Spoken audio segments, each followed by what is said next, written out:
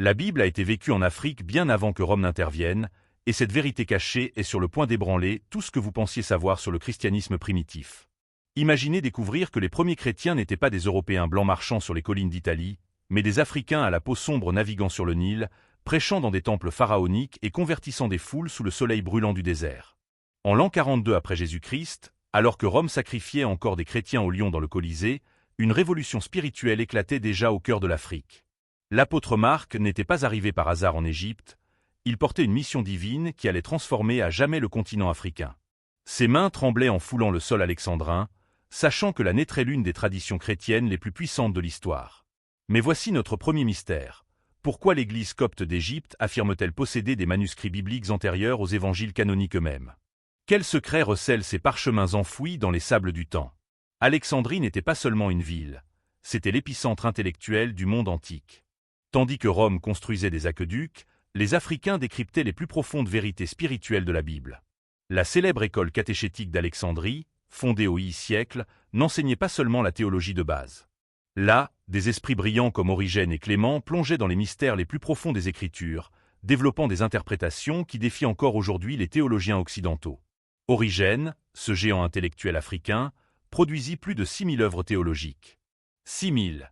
Pour mettre cela en perspective, il écrivit davantage sur la Bible que n'importe quel penseur romain de son époque. Ses réflexions sur la Trinité, sur la nature divine du Christ et sur l'interprétation allégorique des Écritures façonnèrent le christianisme d'une manière que Rome n'aurait jamais pu imaginer. Mais voici notre deuxième question intrigante. Comment un continent supposément primitif a-t-il pu produire les traités théologiques les plus sophistiqués des premiers siècles chrétiens? Quelle force poussait ces hommes à percer des mystères qui échappaient aux sages de Rome? Pendant ce temps, dans l'Égypte copte, quelque chose d'extraordinaire se produisait. Les chrétiens africains ne se contentaient pas de lire la Bible, ils la vivaient de manière radicale. Lorsqu'Antoine d'Égypte entendit les paroles du Christ, « Vends tout ce que tu as et suis-moi », il n'hésita pas. Il abandonna son héritage millionnaire et partit dans le désert, devenant le père du monachisme chrétien. Sa décision ne fut pas seulement personnelle. Elle déclencha un mouvement qui se répandit dans tout le continent africain. Des milliers d'hommes et de femmes suivirent son exemple. Ils créèrent des communautés dans le désert où la prière se déroulait 24 heures sur 24, où les jeûnes duraient des semaines et où les miracles étaient aussi communs que le lever du soleil. Ces moines africains ne se contentèrent pas de préserver les manuscrits bibliques pendant les persécutions romaines. Ils les multiplièrent, les copièrent et les diffusèrent à travers tout le continent. Maintenant, préparez-vous à une révélation qui va vous choquer. Le troisième mystère de cette histoire implique des découvertes archéologiques récentes dans le désert égyptien. Des papyrus trouvés à Nag Hammadi ont révélé des évangiles et des textes chrétiens datant des premiers siècles, bien avant que Rome n'officialise le christianisme. Mais pourquoi ces textes furent-ils cachés? Quelle vérité contenaient-ils qui dérangeait tant les autorités? Au I siècle, alors que Rome persécutait encore violemment les chrétiens, l'Afrique possédait déjà une tradition chrétienne établie et prospère. Cyprien de Carthage, dans le nord de l'Afrique, dirigeait l'une des plus grandes communautés chrétiennes du monde. Ses lettres révèlent une église organisée, avec des évêques, des diacres et une théologie profondément enracinée dans les Saintes Écritures. Mais voici notre quatrième et plus troublant mystère. Si l'Afrique possédait une tradition chrétienne si riche et antérieure à celle de Rome, pourquoi cette histoire a-t-elle été systématiquement effacée des livres d'histoire? Qui a bénéficié de ce silence millénaire? La réponse commencera à se dévoiler lorsque nous découvrirons comment Rome, en officialisant le christianisme au IVe siècle, commença également à contrôler sa narration historique. Mais ce n'est là que le début d'une intrigue mêlant pouvoir, politique et manipulation de l'histoire religieuse. L'émotion qui nous envahit en ce moment est celle d'une indignation profonde. Comment avons-nous pu ignorer si longtemps la contribution africaine au christianisme? Comment avons-nous permis qu'une version déformée de l'histoire prévale pendant des siècles? Si vous vous sentez touché par ces révélations et que vous souhaitez découvrir toute la vérité sur la manière dont Rome a réécrit l'histoire du christianisme africain, n'oubliez pas de vous abonner à la chaîne. Le voyage que nous sommes sur le point d'entreprendre changera à jamais votre perspective sur les origines de la foi chrétienne. La vérité sur l'effacement systématique de l'histoire chrétienne africaine commence à se révéler lorsque l'on analyse les événements du IVe siècle. Constantin venait à peine d'officialiser le christianisme à Rome par l'édit de Milan en 313, mais quelque chose de sinistre se tramait dans les coulisses. Tandis que l'empereur romain célébrait sa conversion, des agents impériaux travaillaient déjà silencieusement à centraliser le pouvoir religieux à Rome et à réduire l'influence des puissantes églises africaines. Première réponse à nos mystères. Ces manuscrits coptes que nous avons mentionnés n'étaient pas seulement plus anciens. Ils contenaient des interprétations théologiques qui contredisaient la version romaine du christianisme.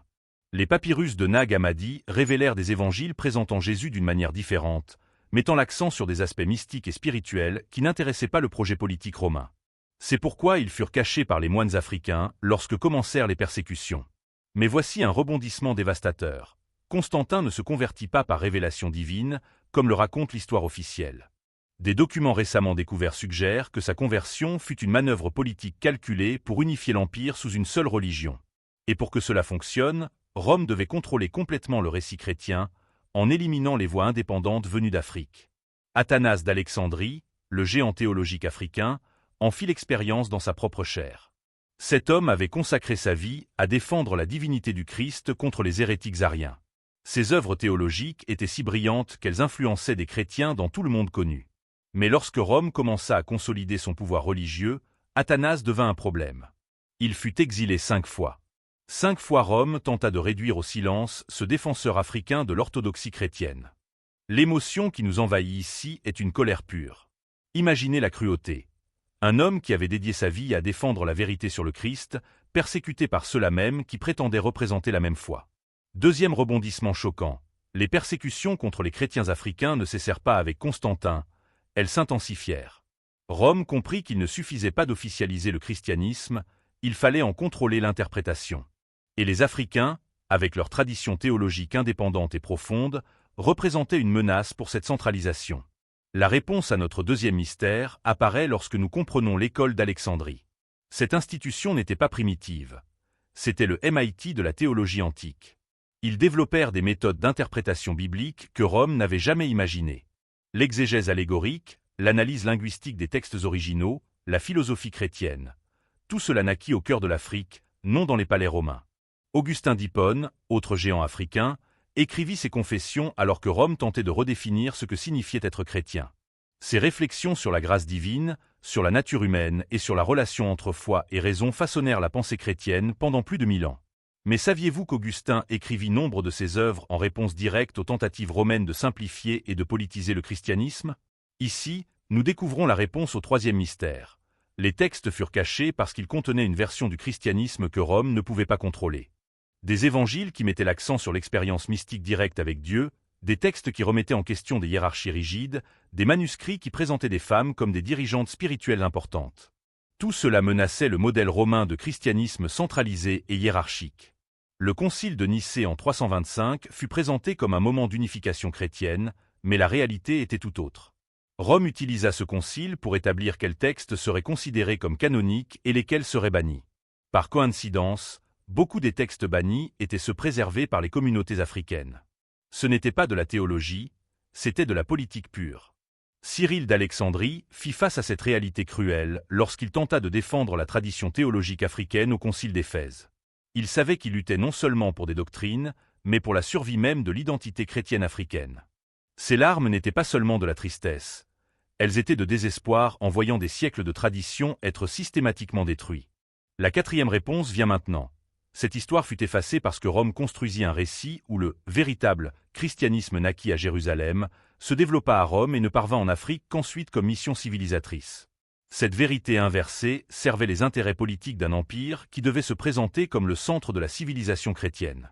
Mais voici le cinquième mystère qui nous hante. Si Rome a réussi à effacer autant de l'histoire africaine, quelles autres vérités sur le christianisme primitif restent encore enfouies? Quelles découvertes archéologiques futures pourraient encore révolutionner notre compréhension des origines de la foi? La bibliothèque d'Alexandrie, avec ses 700 000 manuscrits, fut incendiée à plusieurs reprises. Chaque incendie effaça des milliers d'années de savoir théologique africain. Des textes qui auraient pu changer notre compréhension du christianisme sont partis en cendres. La perte ne fut pas seulement matérielle, elle fut spirituelle, intellectuelle et culturelle.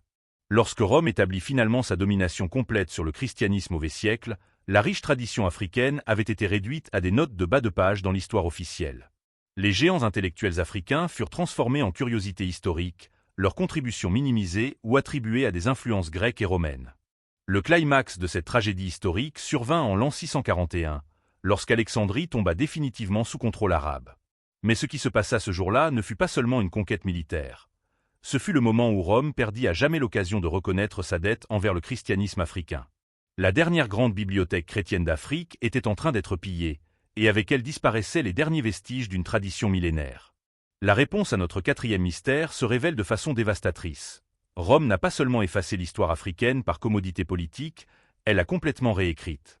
Des documents récemment découverts au Vatican montrent que des scribes romains ont délibérément modifié des textes historiques afin de minimiser la contribution africaine au christianisme. Des dates ont été changées, des noms ont été omis, et des conquêtes théologiques africaines ont été attribuées à des penseurs européens.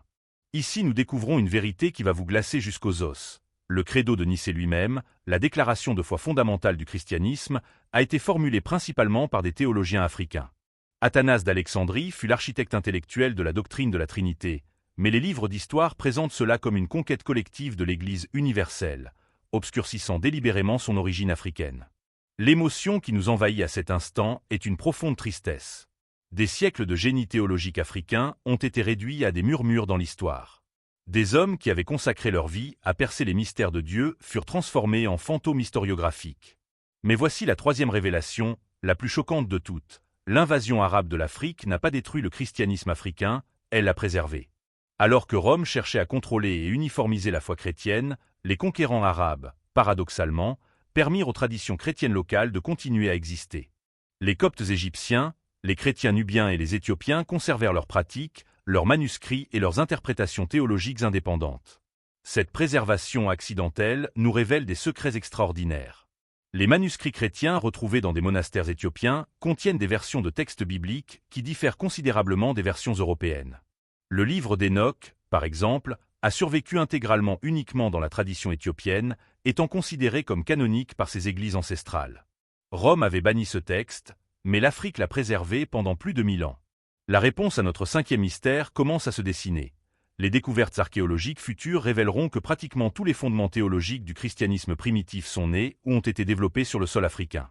La doctrine du salut par la grâce, développée par Augustin. La théologie sacramentelle, formulée par les pères du désert. La christologie orthodoxe, défendue par Athanase. Tout cela a émergé de la pensée africaine. Cyril d'Alexandrie livra sa dernière bataille au concile de Chalcédoine en 451. Il savait qu'il défendait non seulement des doctrines théologiques, mais l'âme même du christianisme africain. Ses larmes ce jour-là n'étaient pas des larmes de défaite. C'étaient des larmes de deuil pour une tradition qui se faisait assassiner sous ses yeux. Quand il retourna à Alexandrie, il trouva une église qu'il ne reconnaissait plus. Le sixième mystère surgit des ombres de l'histoire. Pourquoi l'église orthodoxe éthiopienne affirme-t-elle posséder l'arche de l'alliance originale? Quel lien cela a-t-il avec les traditions bibliques africaines que Rome a tenté d'effacer? Ces allégations sont-elles fantaisistes ou préservent-elles de véritables souvenirs historiques d'une Afrique profondément liée aux racines bibliques? La chute de Carthage en 698 marqua la fin symbolique de l'âge d'or du christianisme africain. Cyprien y avait été martyrisé 4 siècles plus tôt, mais sa mort ne représentait que le début de la persécution systématique des voix chrétiennes africaines indépendantes. À présent, avec la ville complètement détruite, disparaissaient les derniers vestiges de l'une des plus vibrantes communautés chrétiennes de l'Antiquité. Mais la plus grande tragédie ne fut pas militaire, elle fut intellectuelle. Lorsque la dernière école théologique africaine ferma ses portes au vice-siècle, le monde perdit une tradition d'interprétation biblique qui avait produit des aperçus qui surprennent encore les chercheurs aujourd'hui. Des méthodes herméneutiques développées par les Africains ne furent redécouvertes par les Européens qu'à la Renaissance, 1000 ans plus tard. L'amère ironie de ce climax est que Rome, en tentant de contrôler le christianisme, faillit le détruire intellectuellement. La riche diversité théologique des premiers siècles fut remplacée par une uniformité stérile qui appauvrit la foi chrétienne pendant des générations. Ce qui aurait pu être une symphonie devint une note unique, répétée ad nauseam. Notre septième question troublante surgit. Combien d'aperçus théologiques avons-nous perdus à jamais lorsque Rome réduisit au silence les voix africaines? Quelle compréhension de Dieu, du Christ et de la vie spirituelle disparurent dans les flammes des bibliothèques incendiées? Jean Chrysostome, bien qu'il ne fût pas africain, fut témoin de cette tragédie et écrivit. Lorsque nous réduisons au silence les voix des sages, nous appauvrissons toute l'humanité. Il se référait directement à ce que Rome avait fait aux théologiens africains. Le moment le plus dévastateur arriva lorsque le dernier manuscrit original d'Origène fut brûlé à Alexandrie. 6000 œuvres de l'un des plus grands génies théologiques de l'histoire partirent en cendres en quelques minutes. Avec elles disparurent des interprétations bibliques qui auraient pu révolutionner notre compréhension des Écritures. La 8e question nous hante. Si nous retrouvions aujourd'hui tous ces textes perdus, comment cela changerait-il le christianisme moderne? Quelle vérité sur la foi chrétienne reste encore enfouie sous les sables africains? Lorsque le dernier évêque copte indépendant fut déposé au siècle, se ferma à jamais un chapitre de l'histoire que Rome avait passé 500 ans à tenter d'effacer. Le christianisme africain ne mourut pas, il fut assassiné systématiquement par l'ambition politique romaine.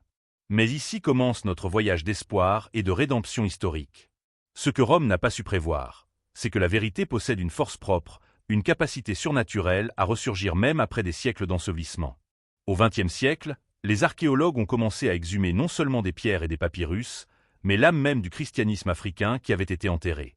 La découverte des manuscrits de Nag Hammadi en 1945 fut le premier grand coup porté au récit romain.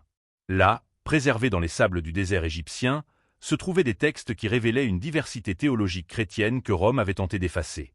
L'évangile de Thomas, l'évangile de Marie, des textes gnostiques profonds. Tous montraient que le christianisme primitif était bien plus riche et complexe que la version simplifiée qui nous est parvenue. La réponse au sixième mystère se révèle maintenant de façon spectaculaire. L'affirmation éthiopienne concernant l'Arche d'Alliance n'est pas une fantaisie. Elle conserve une mémoire ancestrale de liens profonds entre l'Afrique et les traditions bibliques. Des découvertes archéologiques récentes confirment que des communautés juives existaient en Éthiopie il y a plus de 2000 ans, bien avant l'arrivée du christianisme officiel. Cela signifie que l'Afrique n'a pas seulement reçu la Bible, elle a participé activement à sa formation historique. Notre émotion, en cet instant, est celle d'une euphorie intellectuelle. Enfin, la vérité émerge. Chaque découverte archéologique confirme ce que nous soupçonnions. L'Afrique n'a pas été une simple réceptrice passive du christianisme, mais l'une de ses principales créatrices. La septième réponse nous coupe le souffle. Les intuitions théologiques perdues sont peu à peu récupérées grâce aux technologies modernes. Des papyrus carbonisés sont déchiffrés par l'intelligence artificielle, révélant des commentaires bibliques d'origine que l'on croyait perdus à jamais. Chaque texte retrouvé confirme le génie théologique africain et la brutalité de l'effacement romain. Un exemple émouvant. Récemment, des chercheurs ont déchiffré des fragments d'une œuvre perdue d'Athanase sur la nature divine du Christ. Les réflexions y sont si profondes que des théologiens modernes admettent que nous avons des siècles de retard sur la pensée théologique africaine du IVe siècle. Imaginez combien d'autres joyaux intellectuels attendent encore notre découverte. La huitième révélation transforme notre compréhension. Si nous retrouvions tous les textes perdus, le christianisme moderne en serait révolutionné. Nous découvririons que des questions théologiques que nous considérons comme modernes, telles que le rôle des femmes dans l'Église, la relation entre foi et science, la théologie de la libération, avaient déjà été longuement discutées par les penseurs africains il y a 1500 ans. Voici maintenant notre neuvième et dernier mystère, le plus intrigant de tous. Pourquoi Dieu a-t-il permis que cette richesse théologique soit préservée précisément en Afrique, le continent qui connaît aujourd'hui la plus forte croissance du christianisme fervent? Serait-ce une coïncidence ou une providence divine que l'Afrique, berceau du christianisme primitif, soit aujourd'hui l'avenir de la foi chrétienne mondiale?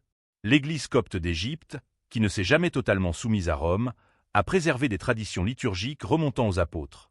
Leurs prières sont chantées sur les mêmes mélodies qui résonnaient dans les catacombes alors que Rome crucifiait encore des chrétiens.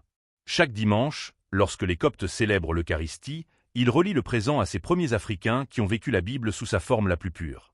L'Église orthodoxe éthiopienne a conservé vivants des textes bibliques qui incluent des livres interdits par Rome. Le livre d'Enoch, le livre des Jubilés, des écrits qui élargissent notre compréhension des Écritures, n'ont jamais disparu de la tradition africaine. Alors que l'Europe débattait de la canonicité, l'Afrique se contentait de préserver la diversité biblique originelle. Notre quatrième et ultime rebondissement est profondément porteur d'espoir. L'Afrique n'a pas perdu son héritage chrétien. Elle l'a gardé vivant en secret pendant plus de 1000 ans, attendant le moment propice pour renaître. L'essor explosif du christianisme africain au XXIe siècle n'est pas un phénomène nouveau. C'est une renaissance, un retour aux origines. Le Nigeria compte aujourd'hui plus de chrétiens pratiquants que toute l'Europe occidentale. La République démocratique du Congo a plus de catholiques que la France et l'Espagne réunies.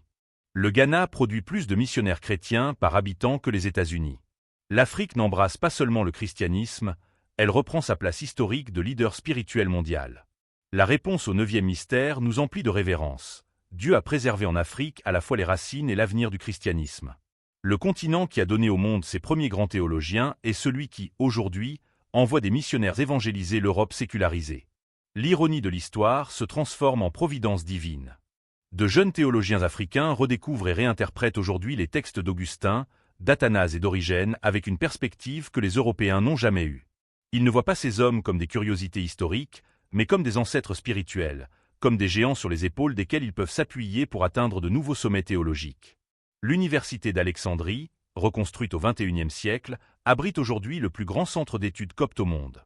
De jeunes chercheurs égyptiens travaillent aux côtés d'archéologues internationaux pour retrouver des manuscrits enfouis depuis des siècles sous les sables. Chaque découverte est une victoire contre l'oubli forcé. Au Soudan, des archéologues ont récemment mis au jour des cathédrales chrétiennes du VIe siècle plus grandes que de nombreuses églises européennes de la même époque. Des fresques colorées représentent le Christ avec des traits africains, célébrant une diversité visuelle que Rome a toujours rejetée. Ces images détruisent définitivement le récit d'un christianisme exclusivement européen. La technologie moderne révolutionne notre compréhension de cette période. Des satellites ont identifié des ruines de monastères chrétiens perdus dans le désert du Sahara. Des analyses ADN de momies chrétiennes confirment la continuité démographique entre les premiers chrétiens africains et les communautés actuelles. La science valide ce que la tradition orale a toujours gardé vivant. Des instituts de théologie africaine émergent partout sur le continent, non pour imiter les modèles européens, mais pour développer une théologie authentiquement africaine fondée sur l'héritage redécouvert. Ils étudient les papyrus coptes avec la même révérence que les Européens étudiaient Thomas d'Aquin. La leçon morale de cette histoire transcende les dénominations et les nationalités. La vérité de Dieu ne peut être monopolisée par aucun empire, aussi puissant soit-il. Rome a tenté de contrôler le christianisme et a failli l'appauvrir fatalement. La diversité théologique des premiers siècles reflétait la richesse infinie de Dieu. Chaque culture, chaque continent avait quelque chose d'unique à apporter à notre compréhension du divin. L'Église africaine aujourd'hui ne recherche pas une vengeance historique. Elle recherche la réconciliation à travers la vérité. Lorsque nous connaissons toute notre histoire, lorsque nous reconnaissons toutes les voies qui ont façonné notre foi, le christianisme devient plus fort, plus beau, plus universel. Notre responsabilité est désormais double. Premièrement, reconnaître humblement que notre compréhension du christianisme primitif a été déformée par des siècles de récits eurocentrés. Deuxièmement, soutenir activement la recherche archéologique et historique qui récupère ces vérités perdues. Chaque papyrus déchiffré, chaque manuscrit découvert, chaque tradition africaine étudiée nous rapproche un peu plus de la vérité complète sur les origines de notre foi. Nous vivons un moment historique extraordinaire. Pour la première fois depuis 1000 ans, nous avons l'opportunité de connaître le christianisme dans toute sa diversité originelle.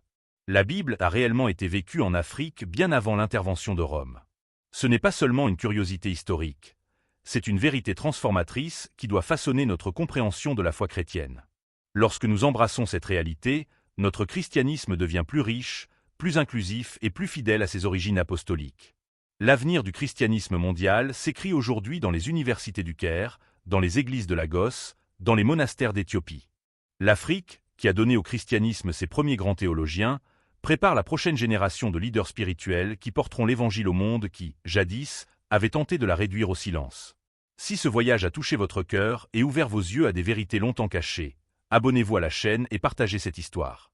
La vérité mérite d'être connue, et chaque personne qui découvrira cet héritage africain fera partie de la restauration d'un récit que le monde doit entendre.